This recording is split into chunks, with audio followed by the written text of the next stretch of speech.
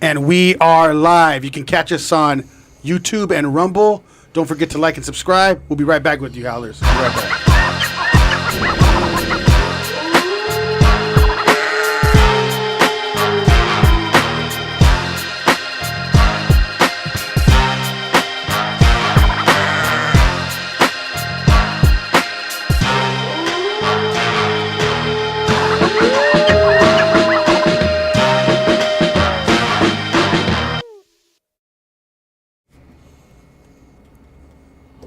How's over Baz? I'm Jacob Casas. I'm Rico Savage. Hey, I'm Eddie Millis. And today we have a very special guest all the way from San Diego.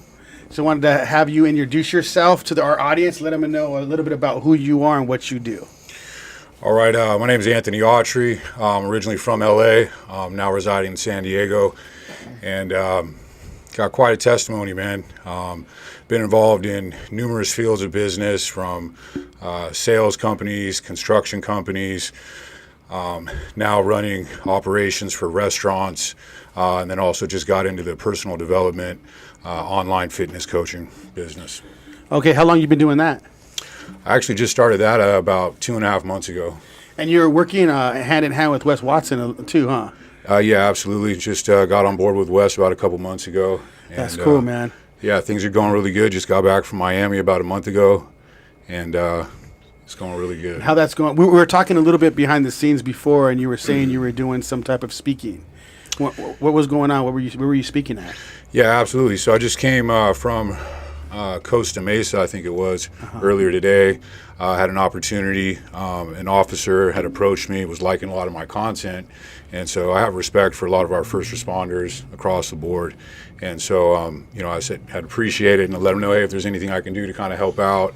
And so he got in touch with me and said that there was a recovery center for a lot of police and fire guys.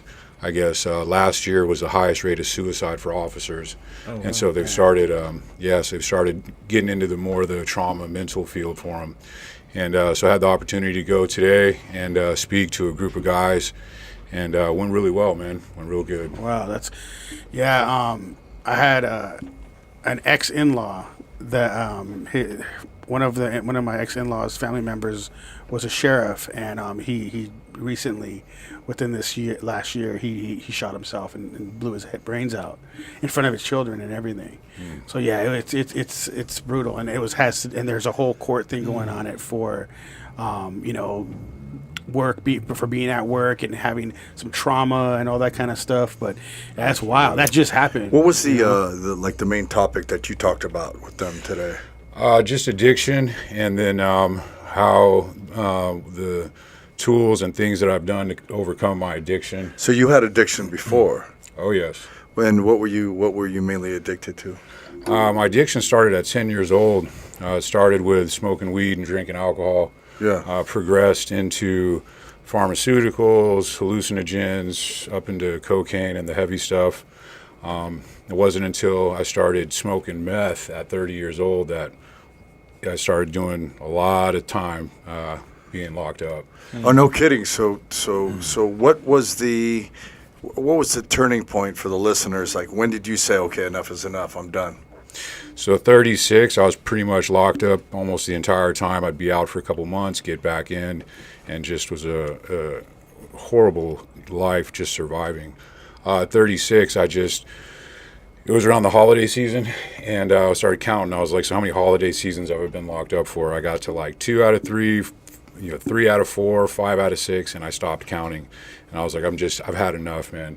And so at that point in time, I broke down. I was going to like a little service they had in there. It was in San Diego County Jail. And what kind of service? A church service. Okay. And just broke down in tears, man, and had like an epiphany with God. And I'd asked him if he could give me a program, man. I'm done. Like, this is it. Let's run it. I'd had a program numerous times before. Shouldn't have been offered one, but they gave me one.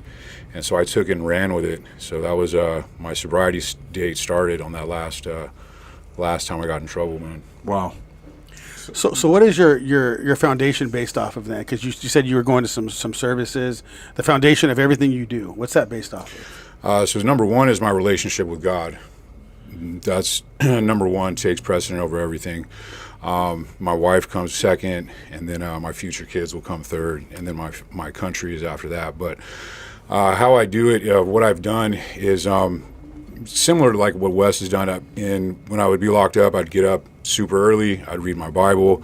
I'd read some other enlightening stuff, some Stoic reading, stuff like that, and then I'd get down, do a workout, all before the door popped at 6:30, and then my time was structured. It was completely laid out. I had set routine from the moment I got out of my rack until the minute I laid down. Like I wouldn't waste 5 minutes to talk to somebody. It was all just set up for like personal development, whether it was physically, emotionally, psychologically.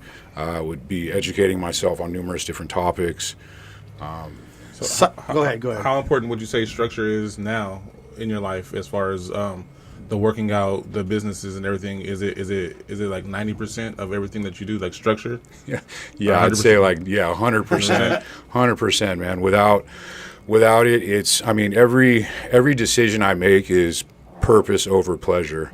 It's the smallest decisions to the biggest decisions have to affect and coincide with the long game. Mm-hmm. You know what I mean? So whether it's from what I'm drinking to what I'm eating to what I'm reading, everything is purpose based. And did you have a mentor or somebody that was in there that outside they have obviously coaches and everything and in AA meetings? Who was your mentor? Who was the person that guided you? Books. Yeah. Okay. I got into reading a lot of ancient philosophy, but then I'm a businessman as well, so I was getting the Wall Street Journal sent to me, and I'd been aware of Jocko Willink before, and I seen on the business book bestseller list was his book Extreme Ownership, and so I got that and was just blown away by it. He's a man of discipline himself, and I believe discipline is where it's at. Of course, yeah. I mean, I come from the fight business originally. That's how I know Jacob, and I actually came on as a guest. But without discipline and structure, you got nothing. Absolutely. You really don't. But the discipline is more important, I think, than even the structure, because the discipline will allow you to say, you know what, I'm going to get up and run 5 miles today. I'm going to make sure I feed my dog, take him for a walk, and make sure I take care of myself. Yeah. I'm not going to drink, I'm not going to do this. Yeah, it's discipline. So how do you stay disciplined? What do you do in order to keep yourself disciplined? I just have a list of non-negotiables. I'm 42 years old today, so I know what I'm supposed to do. So I just do what I'm supposed to do, regardless of how I feel in the moment, regardless of the emotions that are pulling me in every which direction. I just know what I'm supposed to do, and I do that. And I like that, how he said non-negotiables. Like we all make a list of what we should do throughout the day or our routine, but we don't have that list of what we shouldn't, that we know what we shouldn't do. You know what I mean? I like that. I haven't heard that. That's good. Like, what shouldn't you do, Rico? A lot of things. But you know what you shouldn't do. But when you see it, you know what I mean? It's almost you taking accountability before you even start the day. So Absolutely. you have, right. You know what I mean? So absolutely, that's good. I like that. So I like how you said purpose over pleasure. Most of us, I'd say, you say 90% of the world's living like that. You know what I mean? Right. That's where house over bass comes in a sense too. Is I feel like you got to stay on your purpose. Absolutely. But what do you believe your purpose is? And you said your foundation is based off of God. So according to that as well? So do you believe your purpose came from God? And what is your purpose? Absolutely. I think my purpose definitely is from Him, and my purpose had always eluded me. I never really sure what it was. And it wasn't until I got clean and got in proper alignment that I realized that my purpose is to help other people. And so the testimony that God has given me, which is quite an interesting story, is enabling me to reach many different areas, many different fields of people, socioeconomic classes, different. Everybody. It doesn't discriminate. Why don't we jump into that testimony? Let's hear that. Okay. So I think a lot of things with people, their current mindset or struggles that they have can stem from early childhood trauma. That was one thing they had gone over in the at the recovery center I was just at. And so one thing that started off is I was 7 years old. It was Christmas Eve, and parents came knocking on my door. and came in to tell me that they were getting a divorce. And so that was, never seen them fight or anything like that, so it was really kind of a big surprise. But next Christmas morning, Dad was gone, and so it was like I became the man of the house at 7 years old. I had my brother passed away. That's another story. Brother that was 3 years younger, so it was just me, my younger brother, and my mom. So I had to take care of them, starting to man up pretty young, and so I mean, being from a single parent home, I took that as an excuse to get into trouble, getting kicked out of all the private schools. This was in LA, so I was going to school with a lot of celebrity kids. Got caught with some female celebrity in the bathroom, got kicked out of that school. I'm not going to name drop who it was, but I'm sure. If you want to, we're here. Yeah, I can't do it. You know what I mean? Yeah, we'll bleep it. Everybody knows who I got she a question. is, I got you a know? question. It's important to me because I vibe with this. Is your dad still alive? Dad's still alive. Do you have a relationship with him now? I do. Wow, good one. Good relationship. Wow, so you were able to salvage that. Absolutely. And how did you do that? Yeah, it was on him. So I mean, they separated, and so it was like early '90s that the crash. He had a construction company as well, and so the lost a few houses that were on the market. Finances went bad, and so that kind of caused the problem in the relationship. So they split up, but however, he was still around. Like he would come support me at my baseball games, stuff like that. So he's still around. And he's always been a influential person in my life. He's still been my best friend. When I first got in trouble, he came to visit me every weekend in LA County Jail. Like he's a solid man. That's very cool. So when it comes to your mentality, because you're not drinking anymore, you're not doing any drugs, how has that affected your mind now that you're clean? Like, what have you noticed about the way you do things and the way, honestly, the way you think? Because what you said was really important. You said everything is important. It means something, from the what you drink to what you eat to what you're doing, to your discipline.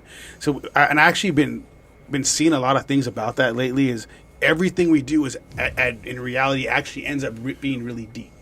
Absolutely. So I mean, doing all that stuff. I mean, because I've been around addicts my whole life. You know, your mindset has to be different now. I mean, even knowing that you can have triggers and different things, and you're gonna probably have to put up with that your whole life. But how do you keep your mind strong? I've built it up for. I mean, it's I'm now like 7-8 years on this path. So, I mean, it takes a while to build, it really does. He's got no choice, right? Yeah, no, there's just no choice. That's you get to a point in your life where like he was counting down the holiday seasons. He has two choices, right? He either survives out and does what he needs to, otherwise it goes back to the same lifestyle. So when you don't have a choice, I mean, is that correct? Yeah, no, there was no choice about it. Absolutely. To a certain degree. Yeah, I mean, there's at times where things like a lot of it is like people, places, and things, like they say in the program. You know what I mean? So I really had to just like remove myself from everybody from my past. I don't do certain things. And getting on this path of like real like personal development, like to really focus and be on the path where everything is like, it's like if we put something in our body, it goes into our body. There's no like free lunch. There's no such thing as a cheat meal. Really, technically, it's like if we eat it, our body, absorbs it. Yeah. Absolutely. So it's like, it can be a lonely path. You know what I mean? And it's a lot of people don't walk that path. So, it's taken a long time to achieve, but it's. I don't even know where to start on that. How did you go from being locked up and then everything you're going through to say, I want to be a businessman? Like what got you into doing business and being a health coach and want to start your own thing? Yeah, I've always been in like management throughout. I was like a functioning addict. In my like, and I understand that too. While you were my dad was a functioning addict back then. And that's kind of like, I feel like the worst kind is because we're able to like, we think we're better than the other addicts and hide it. Hide it. Yeah. Wow. It's Okay, like, so you were actually owning businesses and you were an addict. Yeah, I was managing a few businesses, and I did own a construction company with my brother that was pretty successful. We were doing commercial and residential here in San Diego and in Los Angeles. And we're doing a lot of beauty salons in San Diego, and then Los Angeles. We were building like custom spec houses in like Bel Air, Brentwood area, which were like, shit. yeah, $1 million that, homes like and stuff. custom. Yeah. The smallest one was like 9,000 square feet. The biggest one was like 19,000 and change square feet. And so we were making good money, and spending a lot of money too. Right, so I'm saying it's hard to be a drug addict when you're broke, but when you have money, it's harder to stop. Yeah. You know what I mean? Because you could you know what I mean, you can fund it. Absolutely. So you know what I mean. So then, did it take something as far as like going to jail those last times for you to stop because you had the means to do it still? It really did. I was, every time I would get locked up, I would lose a lot of things, material things, etc. And just time would go by. Like, again, time is my most, valuable asset. Once it's gone, I can't get it back. And so after I spent so much time being gone from my family and having to start back over, I just had enough, man. Yeah, that has to be tough. I mean, I haven't been locked up like that. Especially but holidays. I have kids now, and there's no way I can be away from them. You always got to think about what you're gonna do before you do it. It's like there's so. I literally grew up in a meth house, so I understand that. The whole functioning addicts, and they think they're better than a lot of other ones, and it was wild, man, because they think they're doing something good, and it was real abusive, real high level meth, like crazy going on. Wow. Yeah, it was wild. Well, we talk about that, right? We always talk about like recovery, or you went to a dark place and you turned it around, but I think we also need to talk about how to avoid that place right off the bat for those 20-year-olds or those 19-year-olds that, Absolutely. So why does somebody go down that path? I mean, the easy thing is like, oh, we're poor. Well, fuck, I was poor. We're all entrepreneurs. I decided to go in the Army. It's a choice to make, right? So where does it really happen? And isn't it about a choice to either go to the dark side or the environment the a lot light? of times? It's an Yeah, environment. but I don't agree with that because I was from Whittier, man, in the shitty part. I made a choice, and a lot of my friends got locked up. Out of 4 of us, 3 got locked up. I went in the Army. So isn't it about a choice? Yeah, I think it always is. It is, but I mean, I made a choice not to ever touch meth. I never did. Never, yeah, Never, not once. That's amazing. So I mean, it is about a choice. So what can you say to like those 20-somethings out there right now that were in your shoes that are fucking up? What can you tell them? What kind of? Because I guarantee we got a lot watch it because we got a lot of friends. It's not cool, man. What you hear in a lot of music, and people are talking about that life, and you think it's the life you want to live. It's not cool, man, because like you may not be a part of that, or that may not be, even if that is your life that you grew up in, or whether it's not. Before you know it, you're going to be in a situation where it gets real quick, and things are going to happen, and where if you're in the wrong place, you're either going to lose your life or you're going to end up in prison for the rest of your life, and that's not what's really cool, man.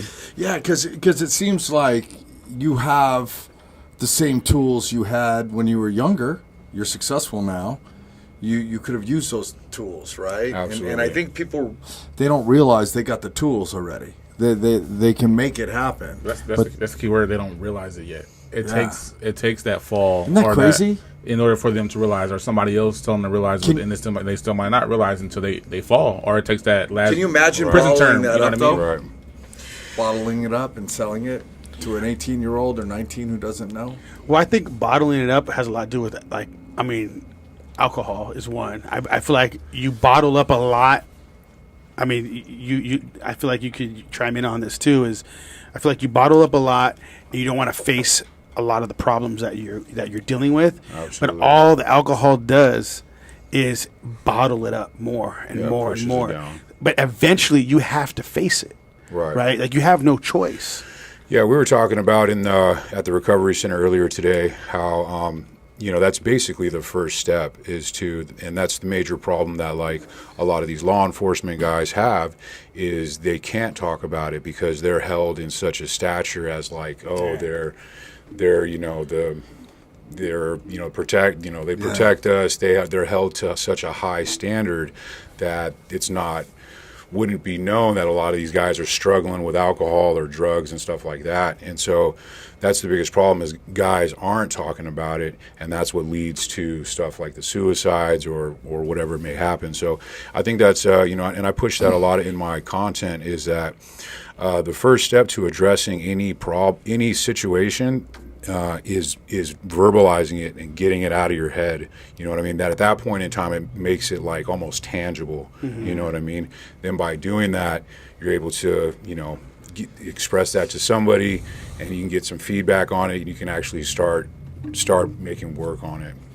What do you think about this? Because I think ever since I started this podcast, I think all of us can agree on this too, is we get a lot out. We get to say a lot of things that we normally wouldn't talk about, normally wouldn't say, because we're not put in that environment. And most of our friends were like, we're not going to really talk about this kind of stuff to our friends. But I think it's really important that people do. I think they have a group of guys. They have a group of guys that they can just go to and be accountable for. Absolutely. Like, you know what I mean? Remember I told you my Army buddies? Like, the big thing in the Army, or my ex-Army buddies, are the ones that were in the chat groups, the Special Forces guys, the killers, straight SEAL Team 6 dudes and everything. The biggest slogan is, it's okay not to be okay. Yeah. That's the thing. I know absolute killers. I talked to you about them off the air. These dudes had a gun in their mouth, and they did what they needed to do, and they talk it out. If real men should be able to talk out their problems. It's that fake ass bullshit where you're like, oh, machismo, I got this. No, you don't. Well, I think most of us were kind of raised that way. Our generation was raised to just not cry, not talk about it. Like, we kept a lot inside. And I'm not saying, like, be a baby about it in a sense, but like I feel like you need to go to other men that will hold you accountable. Like, But you're at your level or above. Yes, that is true. You can't go to people that are going to pull you down. And let me ask you, how many guys right now, I ask every one of you, do you have in your circle that you could really talk to? Think about that for a second. Oh, it's very few. Very few. It's got to be less than 3. Yeah, always. Right? Yeah, it's actually what I've done with this personal development business that I've started, is getting guys on this team. And what it is it's a community of guys that we all hold each other accountable. And a lot of guys are in there in recovery with like very little clean time, or they have 1 year, 2 years, a few years, and it's just what it does. It's everybody is supporting each other on this path of self-improvement, man. It's How's that been for you? How's that been for you mentally? It's been good, man. It's how I feed my recovery, is because like you can't ever just push it aside and then think you're okay, good. Like, there has to be like maintenance for it. And so like where I'm at in my stage is like I keep what I have by giving it away. Is like a slogan they have. Yeah, and so by me sharing and helping other people out is how I feed my recovery. Do you stay in your word too? Absolutely. I see you posting a lot. Me and my wife, we pray every time before we eat. We read the Bible in the morning, and we pray when we're in bed going to sleep. Phil talked about this. Isn't this crazy? Like, I'm listening. I'm thinking I'm talking to Phil because I didn't understand it because I don't understand that process. The more I hear about it, it's pretty remarkable. He does the same thing. He's a servant of God now, and he helps others, and that's how he. The biggest thing I'd say is it's just it's a relationship, man. That's really what it is, and the best way to kind of get in tune or get in connection with that frequency, it's just like a radio frequency. I mean, there's a bunch going on, but we're only tuned into one. It's like, and how you tune into, it's like, best thing to do is like be up early in the morning or whenever you get up and just have some quietness around and just kind of just sit and reflect and open your ears, man. You'll be surprised. You start hearing things, and that's what it's all about. It takes time to build and grow, but you just feed that daily or however often you can, and you'll start hearing, like Jesus used to say, those who have ears, let them hear. We don't have enough quiet time, do we? No, You think man. about it between Telling the cell phones and getting up and actual just quiet time. People first wake up and grab their phone and go on social media. That's Yeah. where You that's know what I mean? the That's what's wild. biggest Peace is growth. so important. Biggest growth I have is I roll out of bed about 3:30 in the morning. Jesus. You know, go. Don't call me, brother. I'll be sleeping. I turn off my little institution I still have it from federal prison, this little clear alarm clock that goes off. I have it on the table across the room, so I get up and go get it. Turn that thing off, go make a little cup of coffee, and then I sit on the couch and I got a stack of books there that I go through and just read and reflect. And you don't touch your phone. When I'm like, I'll read my Bible, I'll take a shot of that, and then I'll load it on my story. So, but I don't get in and start addressing all of that stuff. I'll post a couple of things because like that's part of my program is like I'll post a lot of like what my daily routine is, so I can share that with others. Is there any part of your daily routine that's like really a struggle, like where you have to say, "Fuck," you know? Balance. I have a problem working really hard, and so I struggle to take a shower. Even how crazy that sounds, like because I get up. I get up. I work. Like I get up. I do that stuff. I'll go up on the rooftop. I bust down and do some burpees. Come back down. She's getting up. I make her coffee. Then we go to the gym. Hit the gym. Then I come back, and then I just start working. I don't even shower. You know, and then I struggle to eat too. She has to remind me. That's to eat. funny that you said that because that's common, right? Yeah. Like for entrepreneurs. I mean, you think about it. You know, How important is it when you're going through something like that to have a significant other? You know what I mean? To keep you accountable in a lot of things. Because I mean, I grew up. It wasn't my mom and dad, but I grew up with the father and mother. You know what I mean? Figure in the household, and I mean, me seeing it did something for me when I got older. And I seen how they, you know what I mean, partnered up together in certain things, like, you know what I mean. How important is having her around? Man, Yeah, we have tissue, so I mean, it's okay. You can I'm super blessed to have the woman that I have. We barely met like a little before the turn of the year, and I think we were together like a month and a half, and I proposed to her. Wow. She's a really solid girl. She's a savage. She's like $125. She can deadlift 250, but she's a little petite. More than you did. She's a little petite thing, you know what I mean? She's got a nice little thing going on, you know. Yeah. So, but she's solid, man. She supports me 100%. She's my biggest fan. She's even on my team, on my personal development team. Yeah, and yeah, she's great, man. We just everything lined up. You know, we our faith is number one. We're both, you know, health conscious, both into fitness. We both have the same views on children and stuff like that. So all the big things lined up. I was like, I gotta throw a ring on this one. I gotta lock it down. Right. how long have you been together? We've only been together now since a little bit since the turn of the year. When we just got married a couple weeks ago. She Congratulations. Congratulations. Yeah, she said, "You want to jump out of an airplane?" I said, "What? That's dope. Are you serious?" And she said, "Yeah, let's do it, and we'll get married in the plane or on the ground." That is dope, I was like, actually. "You're really serious?" She's like, said it "Yeah." for sure, right? I'm like, Yeah, "All I right, wouldn't let's do it like that. all right, let's He'd be get like, it." divorce. But am I correct that like being married now and having a significant other is a huge improvement in your life, right? Huge improvement. And it helps, right? You have that did. somebody that you ride or die with you. Absolutely. You know, Yeah. I had to do it on my own. I did it on my own for a long time. I did it on my own in prison for many years. Yeah. And Didn't then Well, no, it worked. But I mean, just now to like, you know, I did all this work on myself, and I put myself in a certain position to where like I attracted this most perfect person. Okay, yeah. You know what I mean? And now it's just like now that we're linked together, it's just like, man, stopping you guys. none. Yeah, it's taking off, man. I got a personal invite from Andy Elliott to go out and see him. Okay. I was just with Eric Thomas the other day. I'm gonna be working with him. The list goes on and on, man. It's funny because like when I just started reading daily recently. This is recent for me. Good. And I'm reading in the morning. I get up early. I read. My kids are asleep, and Good. and I'm starting to see. I almost can't control the way my mind's starting to change. I can't control the things that are starting to happen around me, and I'm starting to see things like God move, and it's kind of tripping me out. So, and this is all new. I went to this event, and I'm starting to see all these different things happen. You almost don't know where He's going to take you now. Yeah. So is that kind of where you're at? Like, because you have all these things happening for you, happening to you, and you're being disciplined in what you're doing.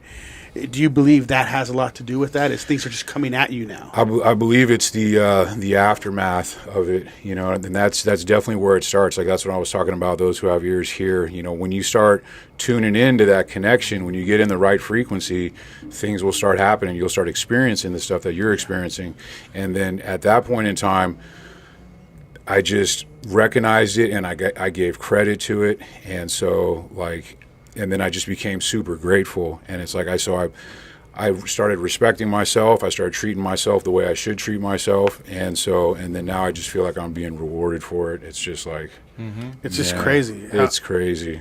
Though there's a saying that we use for martial arts: when the student is ready, the teacher appears. That's what's happening with you. Like you're probably finally ready, and you're seeing the light now. You weren't ready before.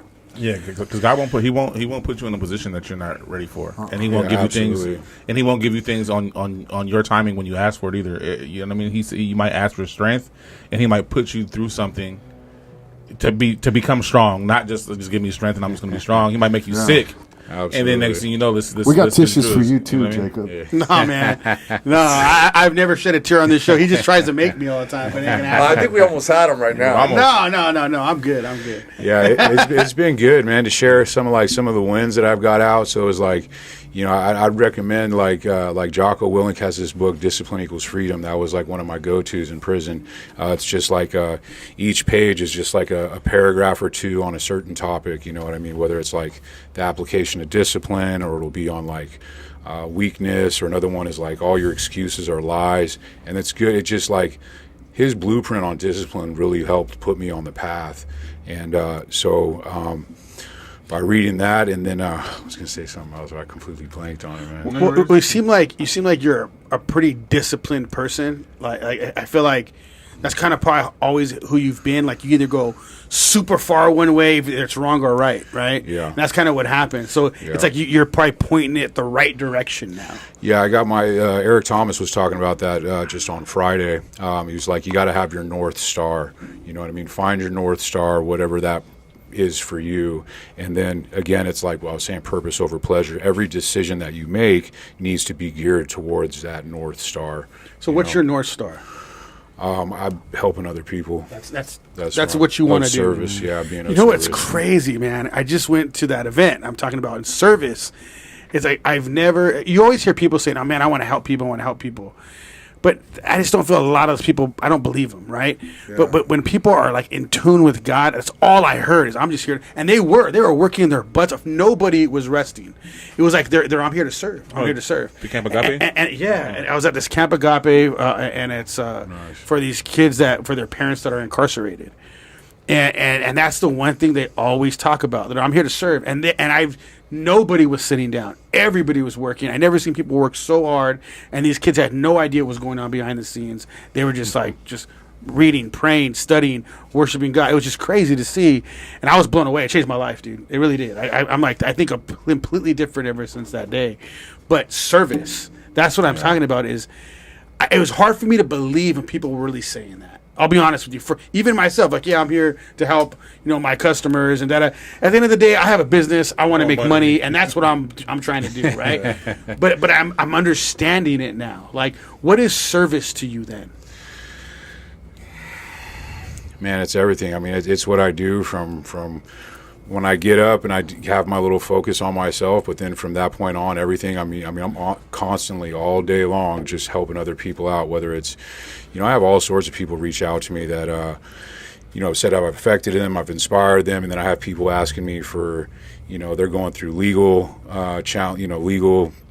issues, and so I'm helping people with that. I'm helping people with relationship issues. I'm helping people with addiction issues. The list goes on, and I do that all day until I lay down in bed. No wonder why you don't want to eat and sleep. You can't eat. And, you know what I mean? He's a busy man. But that's what you're here for. You're a vessel. So you know what I mean, and that's what I think that's your calling, and that's what makes you happy. So you can't stop doing that. It's crazy, man. And once I've kind of gotten on this path, it's been like everything has just gone so well for me, man. Like what I was going to say earlier is like share some of my wins. It's like, once I really finally got myself in proper alignment, and I came out and I hit the ground running, man. Came out and like I had been reading a lot of Jocko stuff. And so a few people were aware of all the work I had done. So they were like, hey, I want to take you over to Victory MMA. That's Jocko's gym that he has. So took me over there. They kind of were aware of my story, so they welcomed me into the gym, comped me a full lifetime membership. Ended up meeting. You better be training.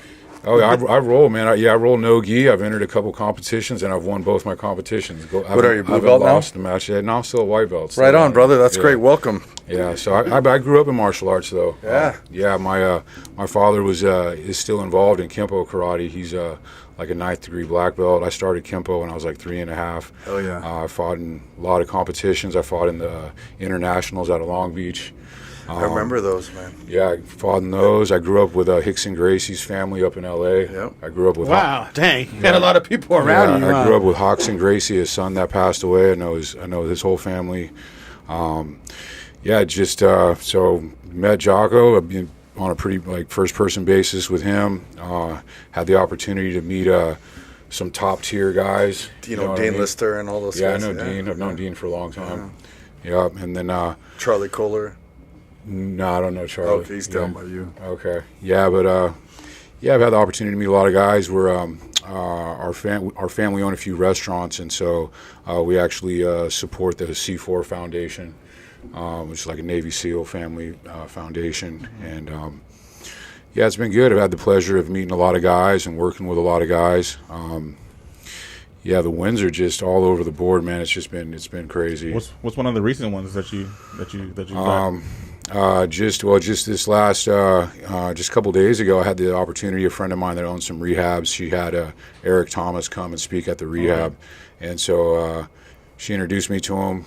We got to chopping it up, and so I actually had his family come by one of the restaurants over the weekend. So welcomed him there, and then we had set up. We were going to get set up, and I was just going to get my testimony out to him, and so we had a Zoom call on Monday morning or something like that, and kind of ran it down briefly to him. And at the end, he was like, "Wow," he's like, if I could do anything for you, what could I do to help you? I was like, man, I got to think about that one, man. That's, I was like, man, I'm sitting here like I got out of prison and I'd be watching motivational videos of you on YouTube, and here I am sitting here talking to you. Damn, that's wild. And so it's just like left open. Like I've been getting active in my community, doing what I can to help out like at-risk kids. There's a few like mentorships I've been working with, and then like I hit a dead end at some schools. I was going to go speak at some inner city schools in San Diego, and so we're both just going to kind of help each other out. I'm going to help plug him in at some schools to talk. He's going to do whatever to help me out.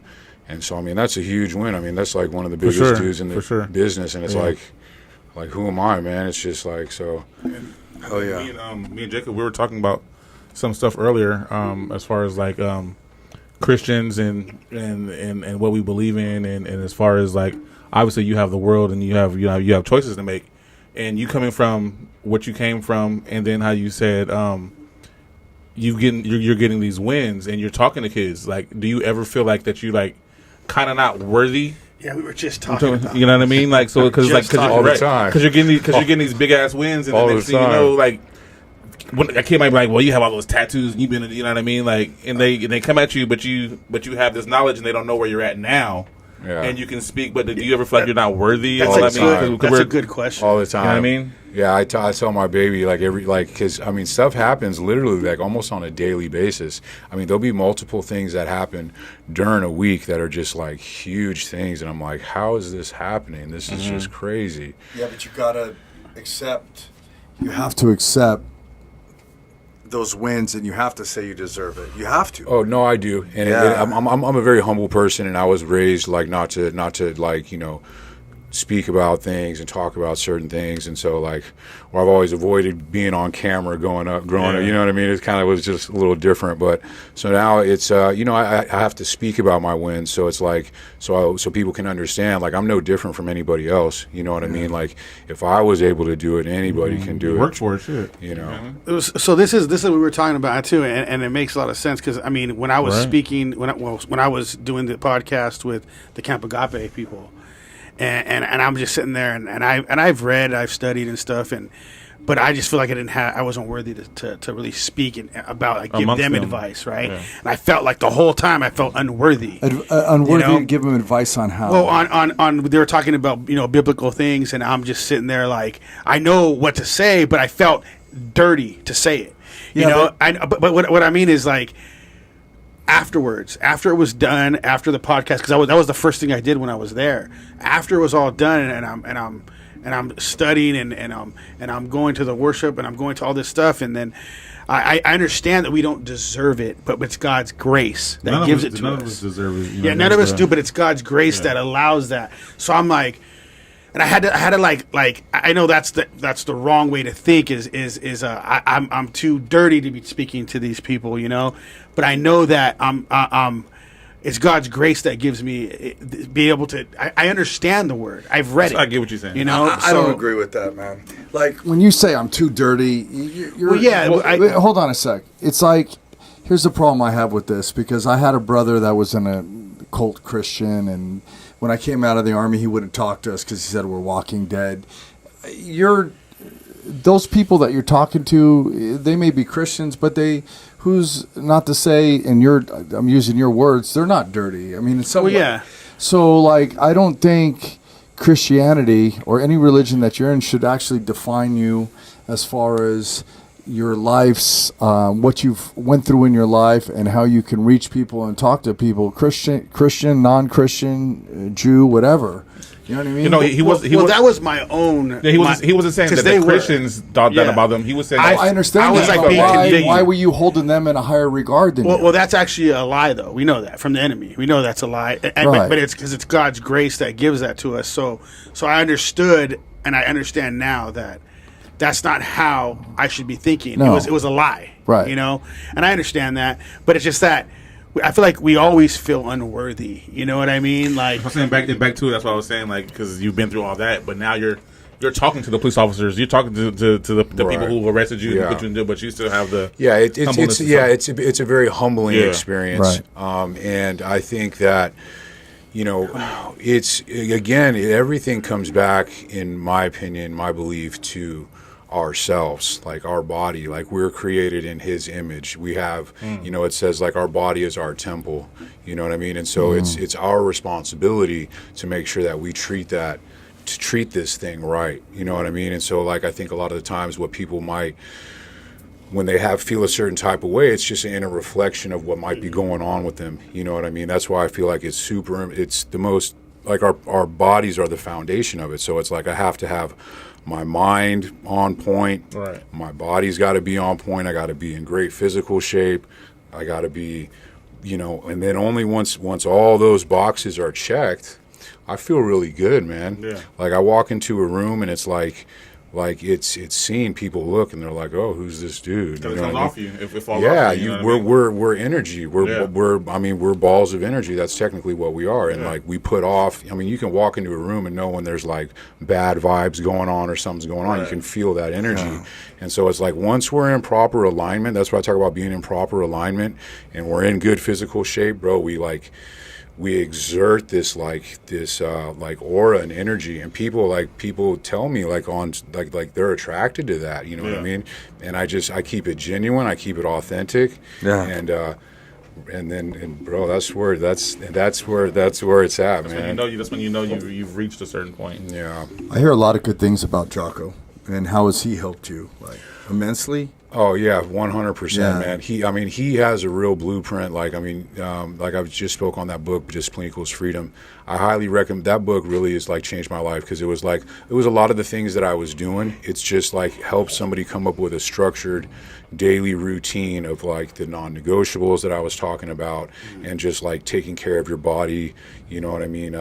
Keeping that in good shape. And 100%, man. What do you think we talk about?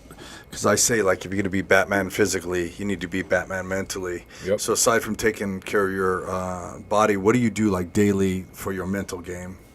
I read. I do. I'm not reading as much as I would like to read since I've started this business, and it's just been taking off at a pretty good rate. But I read. I read. I don't read. I read nonfiction stuff. I read. Reading like one of the books I'm reading right now is 177 Mental Toughness Techniques of the World Class by Steve Seibold, which is just top. Was recommended by one of my coaches that I have. Reading Epictetus, I think he pronounced his name, a Stoic philosopher. He was Marcus Aurelius's teacher. So I'm reading his Art of Living. Iron sharpens iron, right? Absolutely, man. Yeah. And so I just pull from all of like the ancient people that have got it figured out, and I'm just dial into that. So I actually want to ask you this question. We ask this question to a lot of entrepreneurs that come on, but I really want to ask you it now because we get different answers from almost everybody. But according to you, what do you believe a leader is? A true, let's say, male leader.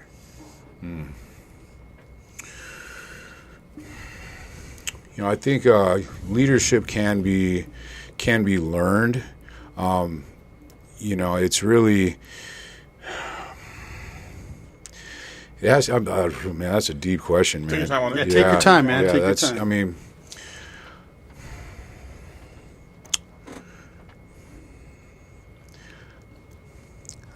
there's a huge like dichotomy to it. You know what I mean? Leadership is like it's. I have to practice what I preach first and foremost. Whatever I'm doing, whatever I expect somebody else to do, I have to be doing it myself. You know what I mean? So that's number one. I lead from the front. However, leaders, a lot of guys will get into like micromanaging stuff, and I think that's not the right way to go. Being able to like detach from it, being able to allow subordinates to be decision makers is huge. Like Jocko calls that decentralized command. It's like being a leader, having your people will get a lot farther. Like if you say, okay, hey, look, this is something that's going on, and then you allow them to come up with a game plan for it. And then by them coming up with a plan for it, they take a lot more pride in it, and they're going to execute on that, on their own plan, way more than if I came up with a plan for whatever issues at hand. Okay. You know what I mean? So those are a couple of things. And then also like just this approach in different things. It's like some compromise is huge. With myself, I don't compromise. Like on what I need to do for myself, I don't compromise. But like when it comes to business, I have to be willing to compromise. I think that's another huge part of leadership. And then also just the approaches in people. It's like sometimes there needs to be like a direct approach, and then at other times there needs to be like an indirect approach. Like the indirect approach is more like asking somebody a question. Hey, what do you think about this situation? You know what I mean? So I think those are a few things on leadership. That's good, actually. We haven't had those answers from the. I like that how you're explaining. There's a direct approach a lot of the times, and there's an indirect approach. It's just how you handle certain people. Absolutely, everybody's different. Everybody's different. Because people can get offended, or people can get upset, or certain things can happen, and you got to know how to handle that. Like tweak things out. Yeah, I got a question. There's no set like this is what it is for leadership. I think it has to be like, like I said, there's a dichotomy to it. You know what I mean? There has to be balance to it. There has to be different avenues to it. I asked this to a lot of like people that changed their life around. How were you driving before, and how are you driving now? In other words, did you ever had road rage before? Yeah, I always. And how are you now though? Like, do you just let everything you brush it off?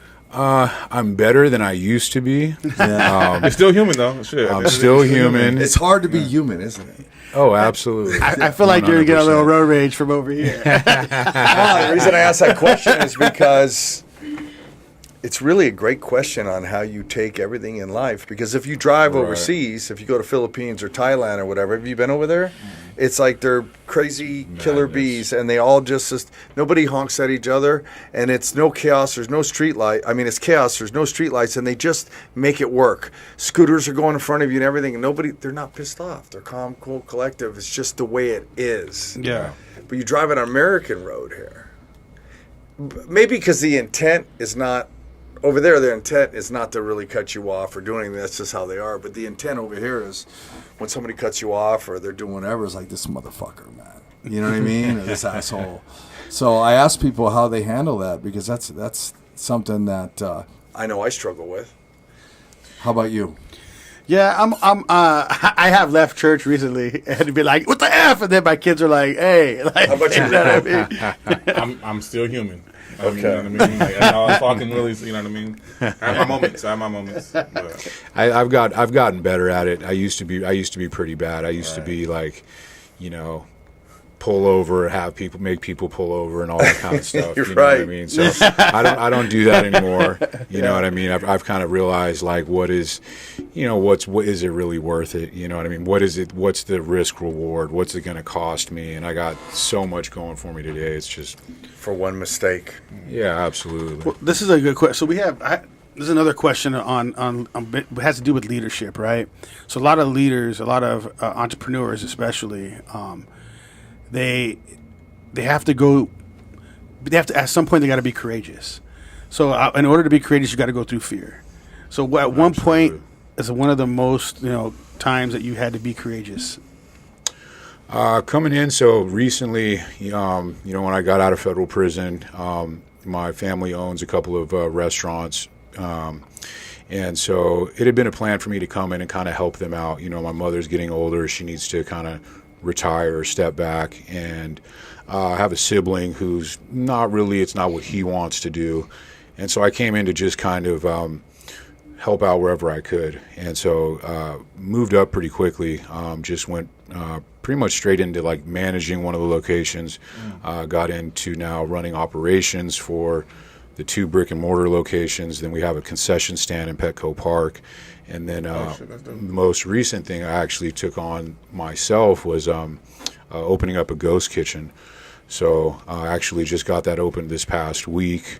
That's out there by SDSU, and so that was kind of, I'm new to the restaurant business, and that's a crazy industry, man. There's a lot of moving parts to a restaurant, and so coming into that environment and having to catch up to speed really quick, and then taking on a venture of actually opening up a new location was pretty challenging. And then just the cherry on top, I'd say is working with family can be challenging. Yeah. You know what I mean? So that's all. It's like playing. With that's Tricky been for sure. Yeah, it's tough. It's people. I think the biggest thing people can make don't ever take anything personal. People, a lot of people's actions and things that they do is just a direct reflection of themselves. And so in that business field, it's like, hey, look, this isn't personal. This is just business.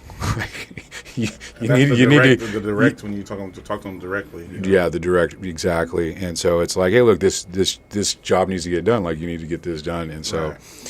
And then it's working with family can be challenging. And so that's probably been like the most courageous part is working with the family and then opening up a new venture. So what kind of things do you use from like as far as like how you run your life in the business? How do you implement your lifestyle and your work ethic into the business and then your employees? Like how is it? Same way. I really I think accountability is everything. You probably run a tight ship, huh?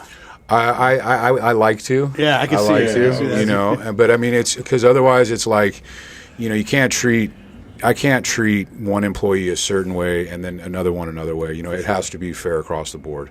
You know what I mean? And and accountability starts at the top. Right. You know what I mean? If I'm not holding the manager accountable, if she's not holding the employees accountable if somebody shows up late because they got a kid or whatever, if she's not.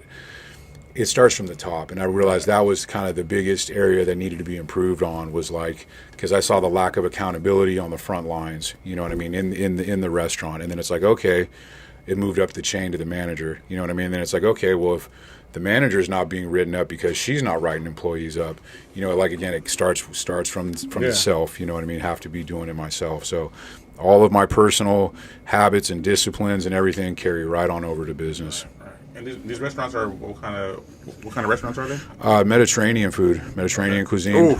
Yeah. I know. Where? We're going. Yeah. So Wait, hold on. fits in Did the you bring any? macros, you know. Hey, it came from San Diego, you know. It doesn't hold very good. Yeah. Hey, Hey, we're gonna have to go out there and visit you, man. So tell me, It's you all make right. like shanklish and hummus and Yeah, hummus. halloum? Yeah, a lot of so like gyros. We're big for the gyro meat, kebabs.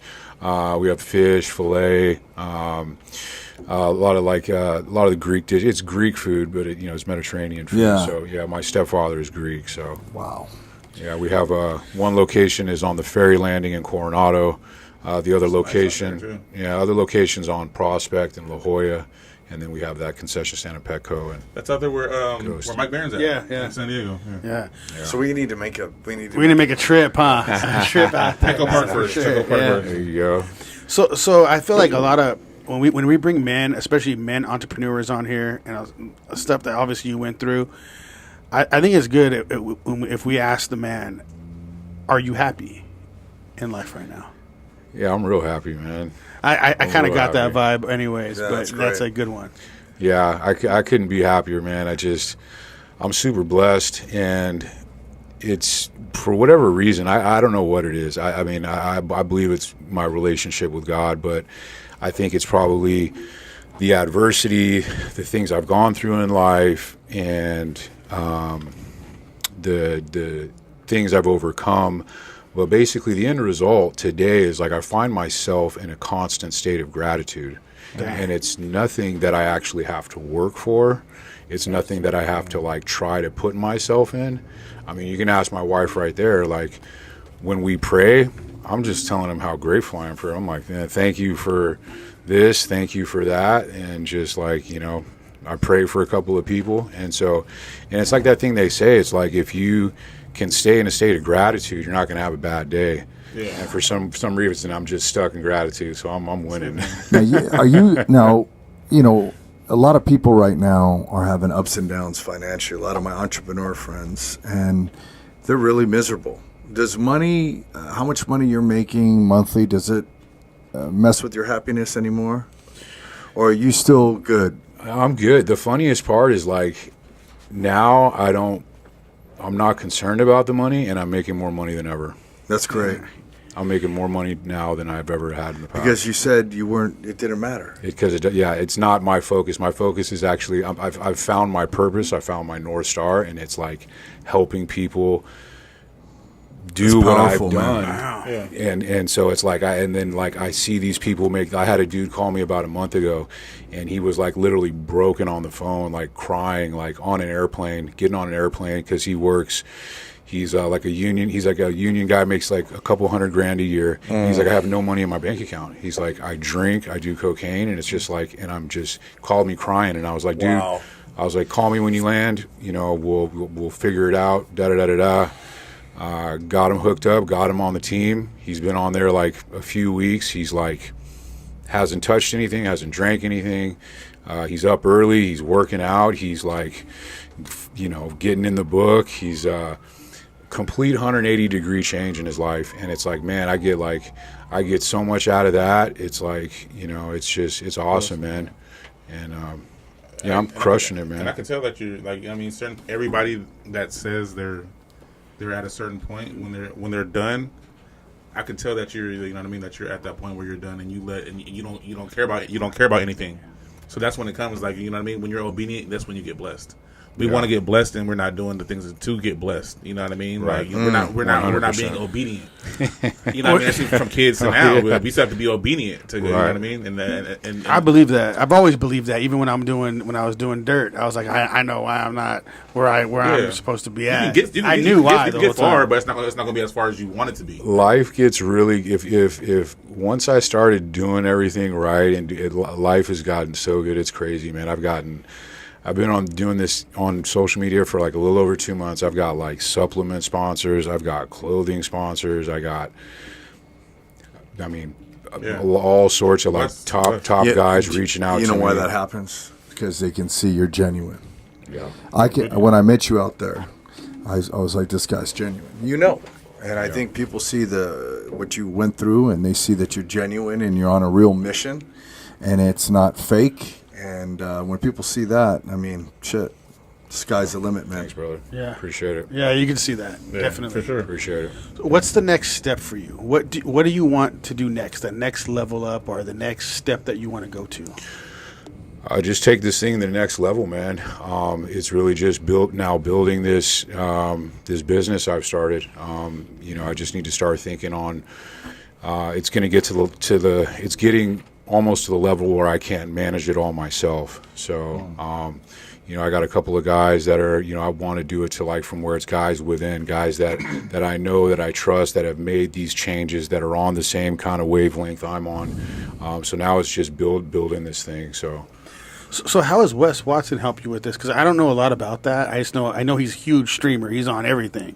Right. But how has he's helped you with this? I see you have a lot of posts with him and stuff like that. Yeah, so I jumped on. We both. He's from San Diego. I'm from LA, but I reside in San Diego. And he had done a lot of time. I had done a lot of time, and a guy that I met from Victory MMA. He'd seen me in Coronado and at the restaurant. Then we're at Victory, and he's like, "Hey, you were at the restaurant Coronado. You know the?" I'm like, "What?" I'm like, "How do you?" I'm like, "This is a weirdo." He's like, he turns out to be a really smart guy. He's like 36 years old, owns 3 businesses, lives in Coronado. He's crushing it. And he was like, kind of got to know my story, and he's like, "Hey," he's like, "You know who Wes Watson is?" I'm like, "I don't know who that guy is." And he's like, "Man," he's like, this is what you should do, because like this is what you're doing. Like, so I got on, checked it out, and I reached out to him, and he was. We talked a little bit. I jumped on I'm in his elite program, and I've been crushing it, man. I've been making a lot of money. Amazing. It's been good. So I went out. He got me on, kind of gave me a blueprint on how to boost my page, and gave me a rundown on how to start my own coaching program. And so I got that up and running, and went out to Miami, saw him, got a workout in with him. And So that's where your heart's in right now. It's in your coaching company. yeah. And so how do you monetize that? Like when you studied with Wes Watson, what is that exactly that you're doing to make money? You're coaching others? Yeah, I'm coaching others. So I have a personal development program. I have an elite program where I work one-on-one with individuals. And they can call you and everything. Yeah, they call me. Wow. We have. I'm in contact with my guys all day long. My elite guys. I'm very well connected with them. I mean, I'm talking to them numerous times throughout the day. And they may give you like a monthly fee. Right. I have a monthly. I have like a few months fee as well. So, wow. And then I have an entry-level program, which is more of like, as an elite client, you still have access to the community. I have like group chats where everybody is in there supporting each other. Then the entry-level program, we have like a weekly group Zoom call, and same thing, have a list of like non-negotiables for everybody, go over what their biggest challenges are, what their goals are, and then I come up with a customized workout for everybody, elite guys or entry-level guys, and then come up with macros for them that's specifically tailored to them. So guys are crushing it. I mean, they come on, it's like very common for guys within the first week to cut like 5 pounds. First few weeks, guys are cutting 15, 16 pounds. Guys that are in pretty decent shape or like have just gotten kind of soft, they're cutting like 5% body fat within the first few weeks. Wow. So yeah, you got guys making huge gains, and it's just it's crazy because like doing this, getting in proper alignment, really like ripple effects our whole life. Everywhere from like personal relationships, business relationships, like it, I can see it's happened with myself and my relationship. Like our relationship blossoms, like we go to the gym together, you know what I mean? It affects every aspect of life. And so, and seeing that happen with other people is just priceless too, man. It's just like, It's amazing. Yeah, very cool. yeah. We got to bring him on when we do the men's panel. I know. We want to. And because I'm big about, I want to do just a lot of the entrepreneurs I know and people that have been through it, such as yourself, to have a real good men's panel. But the takeaway for me would want to be is that we can give lessons to people that are looking for those lessons, in the 1 hour or 2 hours that we do the podcast. Yeah. So it'd be great to have you on that. Yeah, we've had a lot of entrepreneurs on, like from so many different walks of life, And it'd be so good. That's what we've been talking about, doing a whole men's panel and throwing in like issues that we have within our business or our relationships and everybody have a chance to speak. Mindset on it. Yeah, and it's like I mean, we've been doing something a little bit like that, but not to a level where there's gonna be a massive men's panel. No. We've had so that's the next step that we want to do, but it'd be great if you came on that. Sure, not a problem. Great, Yeah, absolutely, 100%, man. Cool. So we are running out of time, but I do want to ask you our last question. So if your heart can speak to us or the audience and tell us who you are deep down inside, what would it say?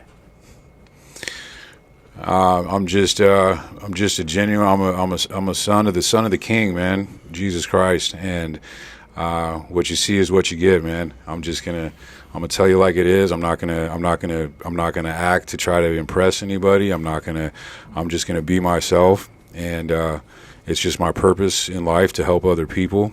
And watch out, I'm just getting started, man. I like that. All right. Man. That was dope. Good shit, man.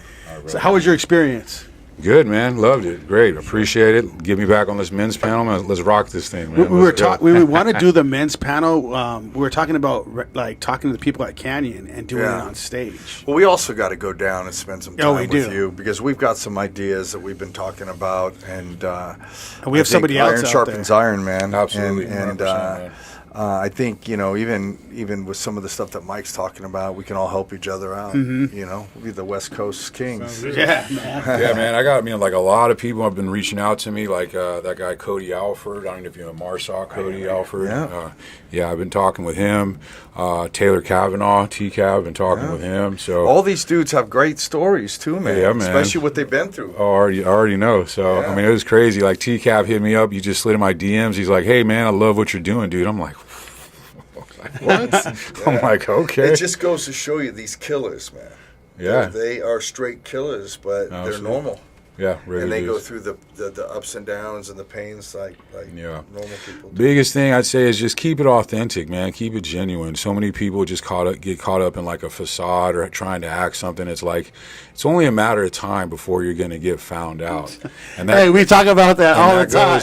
All right. That goes for everybody. I'm not cutting anybody out, man. That goes out to any and everybody. But do Keep you it think genuine, we'll get past that? And I love this because I hope we get past this because look at my car.